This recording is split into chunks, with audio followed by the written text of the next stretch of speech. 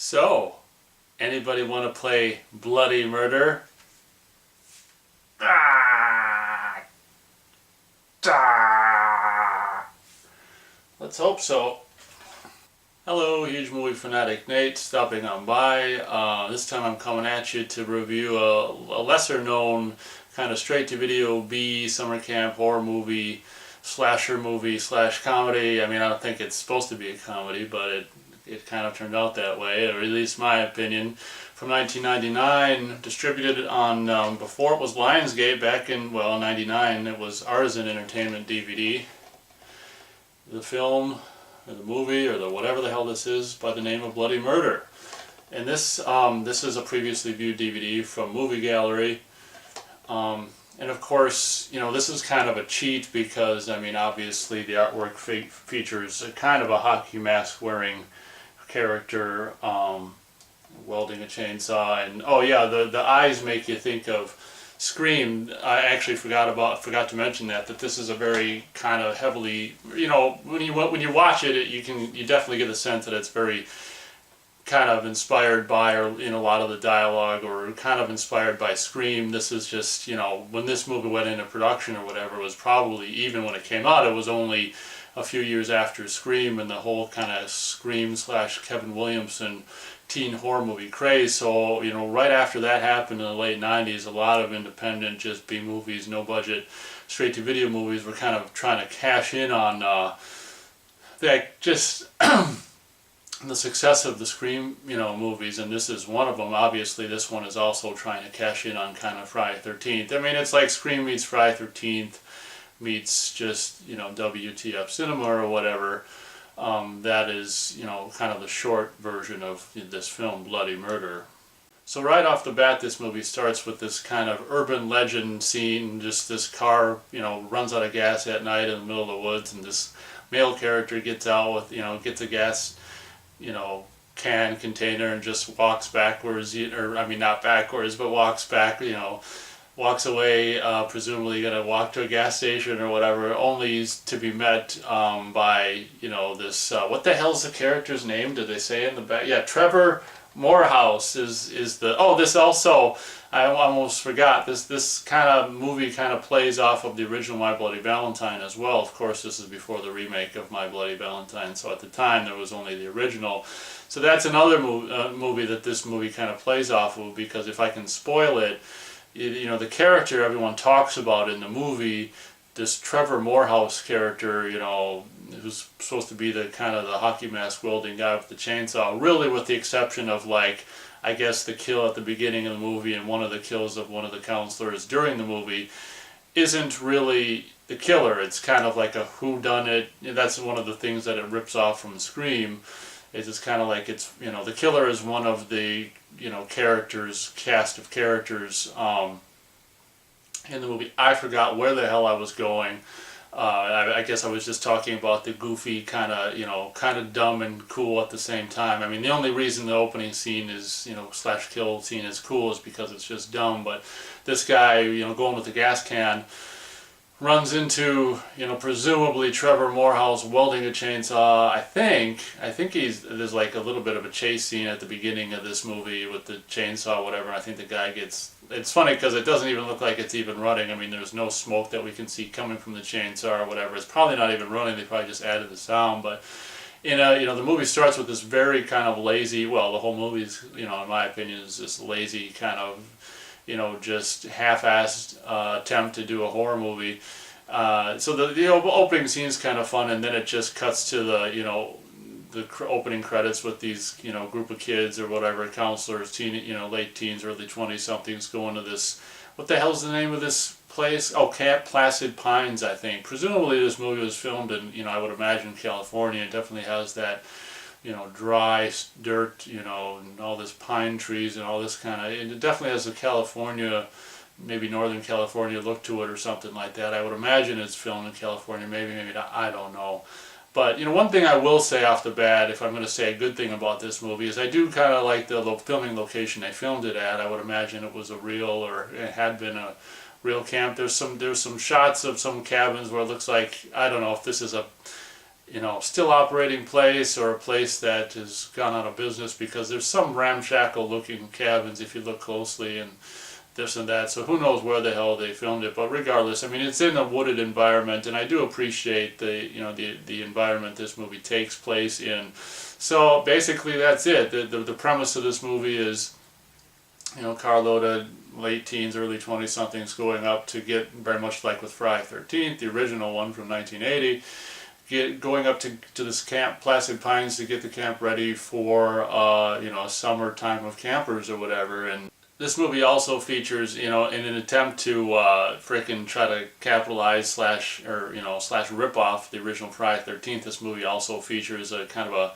I think in at least two appearances, this kind of Crazy Ralph ripoff guy, where you got this old creepy guy who I don't even know what the hell, if it's like a former counselor who's just creeping around, or I don't know who the character is. A lot of this movie is very forgetful, but this movie also features their kind of play on Ralph from the first couple Friday the 13th movies, as a character that's warning the counselors of imposing or impending possible doom and all this kind of stuff. So I guess that's either something to, a nice little touch that Friday the 13th fans can either enjoy or just roll their eyes at. It also should be said that this movie has the appearance of being shot on 16mm. I can't say one way or another for sure, but it's got that, that graininess that's inherent of the, 16mm film. So it very well could be shot on 16mm. I mean, in late 90s, it's going to be, from what I know, I mean, an era that just,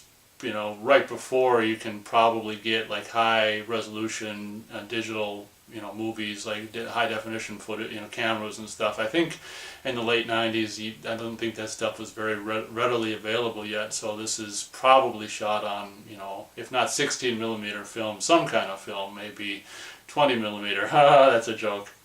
So I think early on in the movie there might be a campfire scene in this movie. As I said, it's very forgetful, where these characters are all, hanging around the fire, and at some point some character says, "So, want to play Bloody Murder?" And, forgive me, I can't remember all the particulars and all the details of what the game Bloody Murder entails. It's basically just hide and go seek, more or less, where, someone's picked to be the whatever, and they count to a certain amount of time or whatever, and the others go run off to hide or whatever. So I can't even remember what significance the game Bloody Murder has to do, if it has to do with anything with the Trevor Morehouse lore or whatever. Just like the original My Bloody Valentine, this movie, as I already said briefly, has this lore where all these characters are talking about this Trevor Morehouse, who's kind of this movie's, Harry Warden. That's of course the character from My Bloody Valentine. So as we come to find out, as we watch the movie and watch the whole thing, if you've got enough chutzpah to do that, this movie basically is very much like My Bloody Valentine in the sense that all of the Trevor Morehouse stuff happened before the movie started, I guess. Unless you include, as I said, the first kill at the beginning of the movie, and then, as I said, one of the characters, and a cool kind of a twist, was probably killed by the real Trevor Morehouse in this movie, because after the killer's caught at the end, he's like, "I didn't kill that guy. Must have been Trevor Morehouse." So that's kind of an interesting twist, to actually have the guy, the killer, admit to all the killings except one, and it's just like, oh my gosh, who killed that guy? I will give the movie a little bit of props for that. That's, instead of going the full My Bloody Valentine route, they actually have the guy, the Trevor Morehouse character everyone's talking about throughout the movie, actually potentially do one of the killings, which is kind of fun. Fun detail that's not, that I haven't seen that often, if at all, in these kind of horror movies. So that's kind of cool. It's so funny, this movie features like a third, what I'd call a third Affleck brother. I mean, it's probably not an Affleck, but it might as well be. One of the main kind of counselor characters in this movie. It just looks like, like I say, the third, George Affleck or something, the third Affleck brother. Maybe he is disowned or something. He's like, oh yeah, I'm going to make a go of it too. I'm going to be, you did Good Will Hunting, I'm going to do Bloody Murder, motherfucker. So anyway, there's this character, this guy who looks just like an Affleck brother, who in this one part, see, this movie is kind of does the early 80s horror movie thing where you've got, people who are red herrings and stuff. So the movies, a lot of the characters do suspicious things, and one of these scenes that's really funny is this Ben Affleck guy goes out in a canoe with this one chick, and he does this stupid thing where he's like, rocking the canoe, and I think, I don't know, he doesn't turn him over, that's Sleepaway Camp. He just does this stupid thing where I don't know why he brings this girl out on the canoe just to like rock it and just like annoy her or whatever, but it's a scene that I thought was kind of funny. I don't even remember how the hell that scene ends, but I mean, a lot of this movie, even though I just rewatched it within the last week, is really, really, really forgettable. And a lot of it I can't even remember. But that's one scene that I did want to mention that was funny where, it's just like, oh my gosh, this guy's so dangerous, he can rock a canoe when you're in it.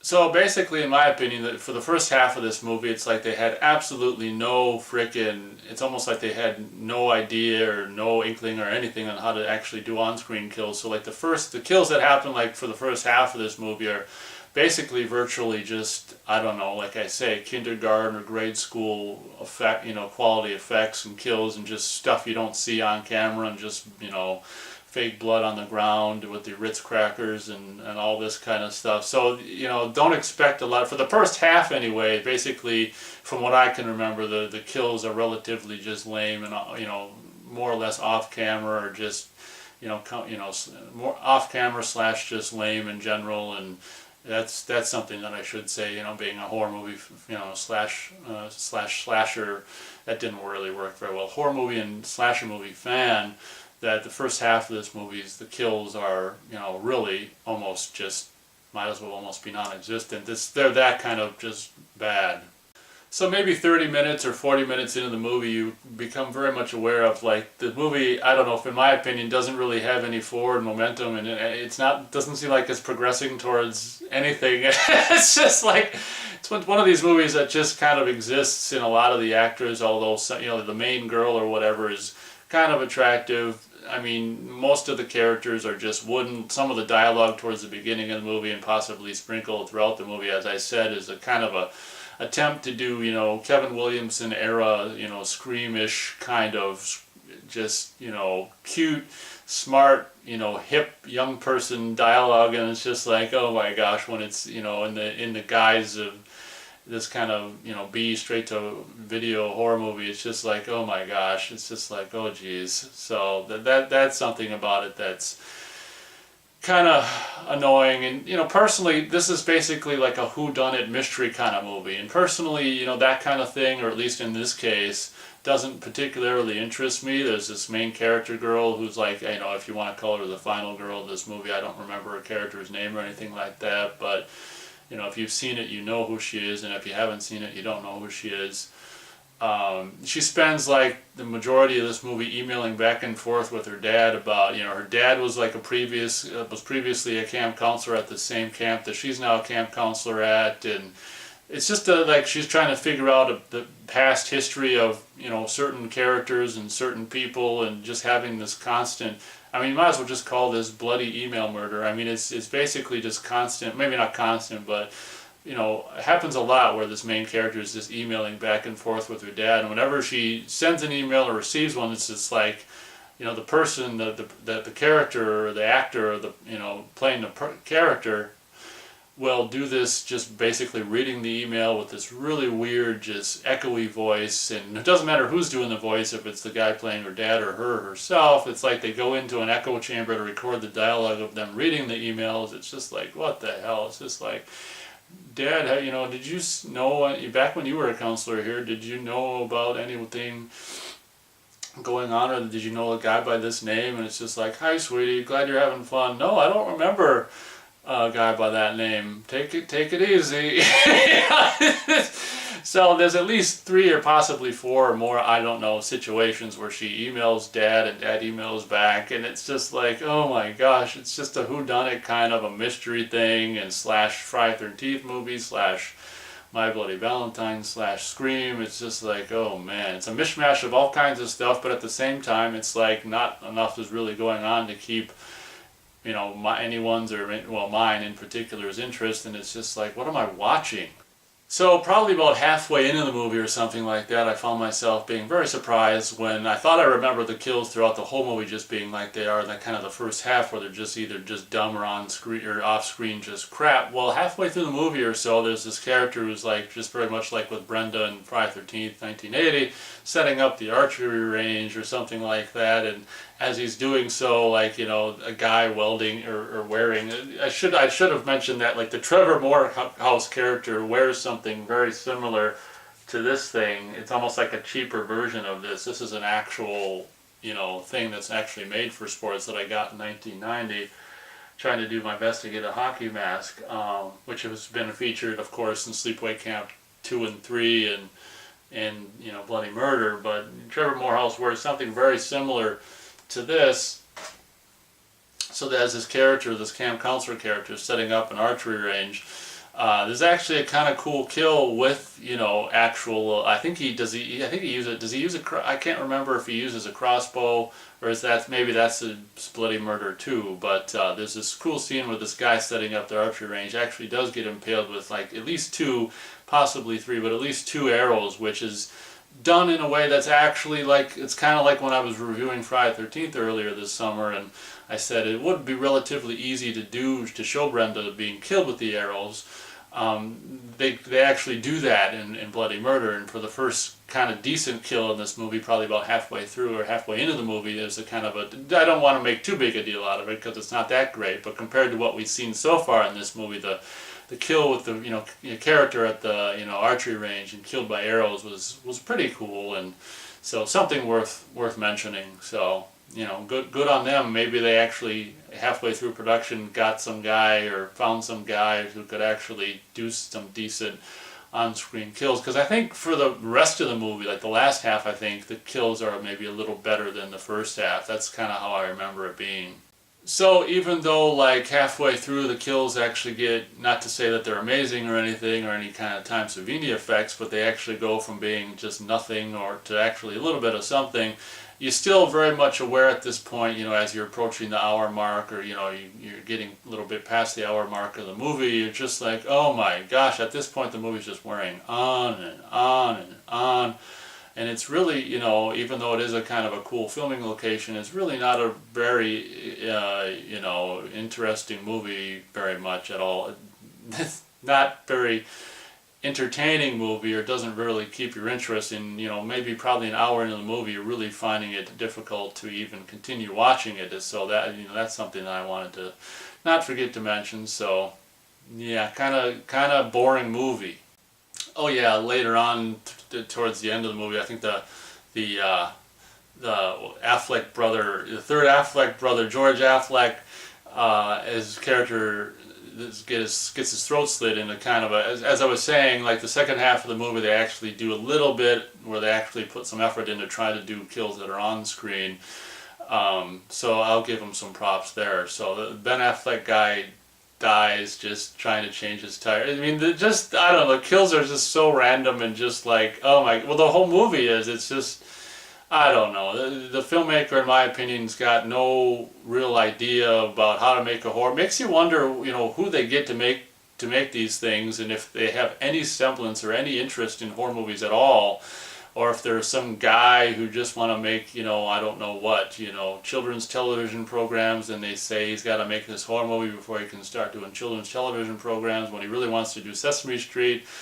So, I mean, that's what it looks like, a guy who would rather be directing Sesame Street, you know, making this movie, because in my opinion, when you watch it, the filmmaker doesn't have any idea or any kind of passion of any kind whatsoever that I can really, except for maybe, you know, some of the last, you know, last half of the movie's kills or something. But I mean, it's just it really makes you wonder how people actually get in the position to, you know, quote unquote direct something like this when they've got really no, you know, what shows in the final product, what I, you know, in my opinion, any sense of it, not any know-how on how to do anything in this movie. So, oh well, that's just my little 2 cents on that topic. So at the end of the movie, of course, just like Scream movies, the killer is revealed, the killer who has been, you know, living among them for the past several days has been revealed. I'm going to do you guys a favor and not spoil it. This movie is on YouTube as far as I know. I think both of these, Bloody Murder, and Bloody Murder 2, are on YouTube I think at the time of me uploading this review. So the killer is revealed, and who of course you'd never suspect. So the last part of this movie involves this poor girl who they should have got someone who, I don't know, maybe a little more athletic to play this girl if they knew they were going to have her doing all kinds of running. It should be said this girl, the final girl of this movie, completely runs like a girl. They really had no business having her run for so much of the end of this movie, because I mean, even as is shown on camera and kept in the movie, there's an actual real fall that this poor girl actually really does as she's running, and she does this thing where she looks back, and I think that screwed her up, and then she looks forward, and then like the ground all of a sudden just like, I don't know, all of a sudden she falls down, and they kept it in the movie. I would have been kind of pissed that they, having watched it, that they kept it in or whatever, but I guess it's a stunt or whatever, you might as well use it. But the end of the movie just involves overly long just shots of, I mean, they'll just cut from her running to the guy, the killer running, back to her, to him, to her, to him. It's just like, oh my gosh, there's way too much, in my opinion, running at the end of this movie. The girl running from the killer or whatever, and to be honest, I don't even, they run back to, the main cabin or something, or where people are with the cop or whatever, and there's some face-off. I can't remember how the killer gets killed, but I think he's shot dead by someone. There's this girl that the main star, final girl, gets paired up with in a cabin that, is like the red herring, one of the biggest red herrings or suspects in the movie. I think she shoots the guy or something and saves the day, but wow, it's quite a difficult movie to get through, in my opinion. Not a whole hell of a lot of positive things to say about this movie, I'm afraid. Bloody Murder, I'm only going to be able to go 3/4 stars out of 4 stars for Bloody Murder. It's something that, like I say, the first kill, the first scene with the urban legend of the guy running out of gas and walking with a gas can, and that little bit was kind of fun in a dumb way, and I don't know if the movie, had kept that kind of, I don't know. It felt like what it was at the end of the day, just a really, really low budget B horror movie that was going to go straight to video. But just because you've got no budget doesn't mean you can't try to find talent. But I mean, I guess it's all a matter of opinion. I mean, maybe some people love this movie. If that's the case, more power to them. But as I said, I think that they're both 1 and 2 of Bloody Murders are available on YouTube. So if you've got like 90 minutes of your life that you want to destroy and completely waste, or maybe even just watch it 30-minute increments and go back and watch another half hour, and whatever you're gonna do, or at least check it out. You feel free to check the movie out, come back and write what you thought in the comments. Maybe you've already seen it, and if that's the case, feel free to write what you thought in the comments. But 3/4 stars out of 4 stars is about as high as I'm gonna be able to go for the movie Bloody Murders. So I guess that'll do it for my review of Bloody Murder. So having finished the review, does anyone want to play Bloody Murder?